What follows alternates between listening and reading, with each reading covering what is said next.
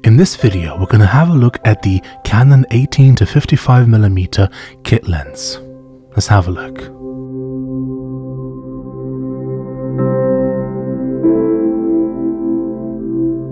So, as you may know, a kit lens is just a name for a somewhat basic but versatile lens, usually used by beginners, that you can often buy bundled with your camera. For most photographers and filmmakers, before they get into more advanced lenses, a kit lens is often the first lens that they actually use. The reason is because it's not only inexpensive, but it's also very versatile.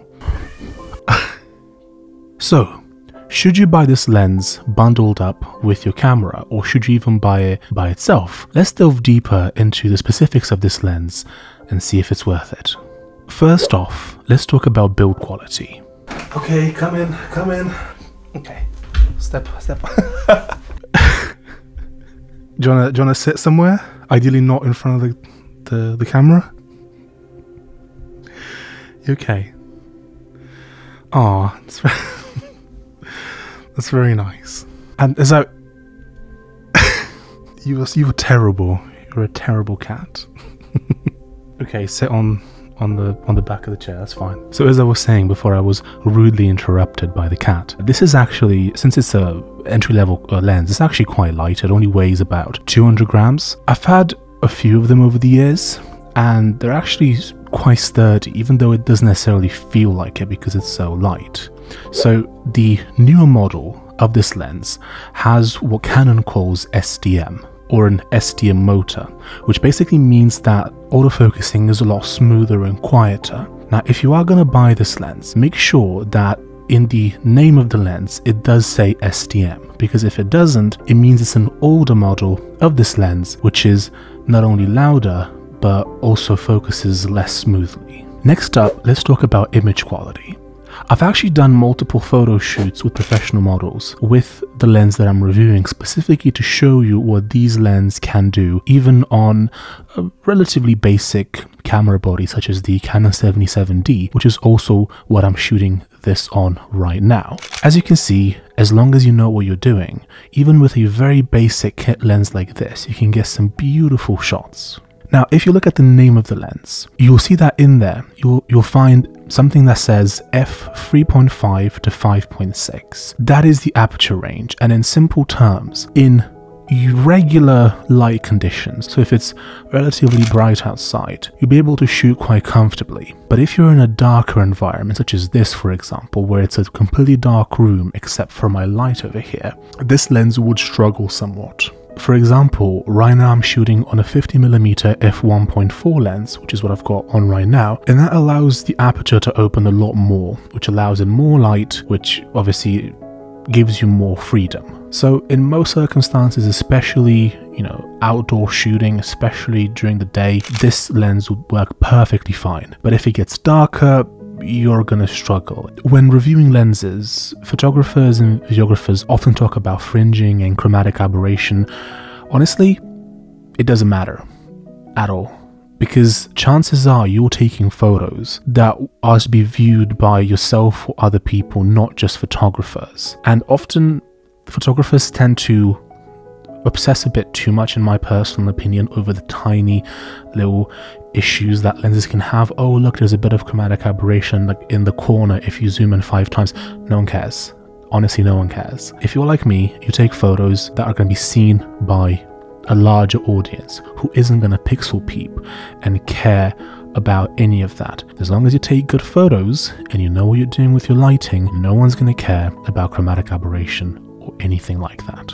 By the way, if you're enjoying this video, make sure to leave a like down below. That will basically tell YouTube that this is a good video and it will recommend it to others. And with that in mind, let's go to the next point, and that is image stabilization. If you look at the name of the lens, you'll see an IS, and that stands for image stabilization. And this is my favorite thing about this lens, because even though it's a basic entry-level lens, it is so good for stabilizing footage, especially if you're doing handheld vlogging like in this video that I made, for example. And in fact, all the B-roll that you've seen in this video has been shot on this lens. It's all shot handheld and slowed down. It has a tiny bit of stabilization done in post-production in Premiere, but not that much. A lot of it is just a combination of my ability to hold the camera and not move it around too much, and the built-in image stabilization. It's really good. It's the reason why I shoot my B-roll on this lens. And obviously, because it only goes to f3.5, not ideal.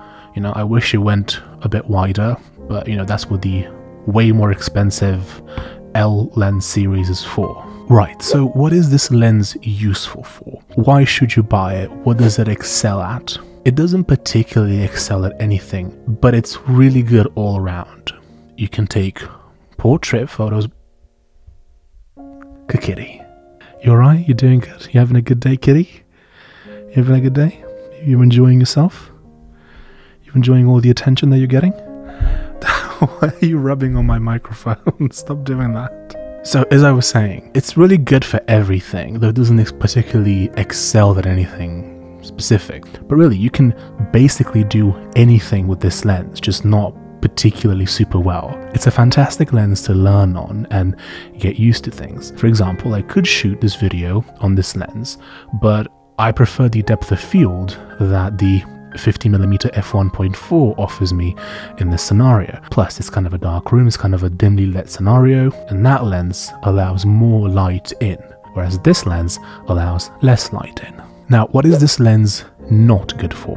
So, as mentioned before, the main weakness of this lens is the aperture range. So, it doesn't allow in a huge amount of light, which is fine during the daytime, but if you want to shoot, particularly towards the evening, you're not going to have a very fun time with this lens, because what you're going to have to do to compensate for the aperture is you're going to have to lower your shutter speed, and that's fine for photos up to a point, you know, at which point you start getting motion blur if it's too slow. You could increase your ISO, but then that introduces a lot of noise. So what it does is it sort of limits your options in low light conditions. So, in conclusion, should you buy this lens? I would say yes, purely because here's the thing. Normally when I make a review, I say, okay, you know, you should buy this thing if you want to do this or this or this, but you shouldn't buy it if you want to do this. In this case, this lens is kind of for everyone. It doesn't do anything super well, but it does everything well enough that you can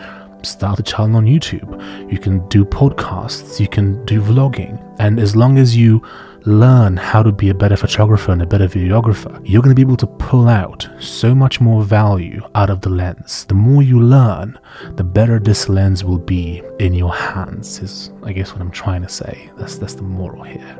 So, if you want to check any of the products that I've mentioned out in this video, I've got a link down below where you can check out the camera, the lenses, everything that I've talked about is going to be down there. Thank you very much for watching. If you have any questions whatsoever about this lens, you can leave them down below and I'll do my absolute best to get back to you and help you out with whatever questions you may have. Thank you for watching. Don't forget to leave a like, subscribe, and hit that bell, and I'll see you in the next one. Bye-bye.